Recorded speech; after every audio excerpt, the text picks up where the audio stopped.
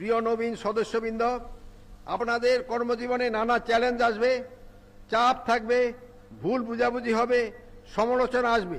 কিন্তু যদি আপনারা সততা, মানবিকতা ও পেশাদারিত্বকে আঁকড়ে ধরেন, তবে কোনো চ্যালেঞ্জেই আপনাদের পথ চলা থামাতে পারবে না।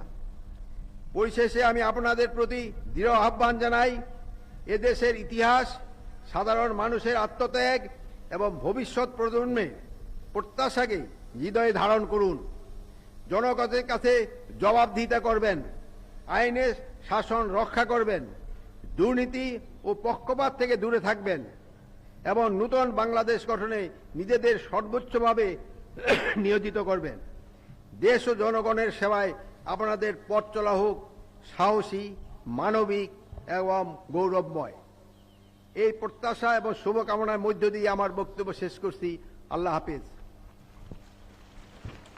ধন্যবাদ মাননীয় উপদেষ্টা মহোদয়। সম্মানিত অতিথিবৃন্দ, মাননীয় উপদেষ্টা মহোদয়ের এই মূল্যবান ভাষণ নবীন কর্মকর্তা, থানা উপজেলা প্রশিক্ষক প্রশিক্ষিকা ও রিক্রুট সিপাহীদের ভবিষ্যৎ কর্মজীবনে বৈষম্যহীন দেশমাতৃকার সেবায় উজ্জীবিত ও অনুপ্রাণিত করবে।